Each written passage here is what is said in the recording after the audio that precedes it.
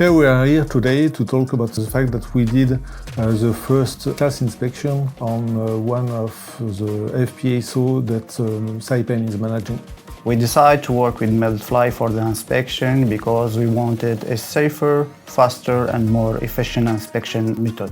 MaDfly performed general visual inspection and close visual inspection, as well ultrasonic thickness measurement inside confined space using the Elios 3 UT drone. On board the FPSO Baleine has been conducted a survey in order to verify the capability of drone inspection compared to the standard survey with the annual criteria. The main benefit to this type of inspection is, first of all, the time that you can use to perform the inspection.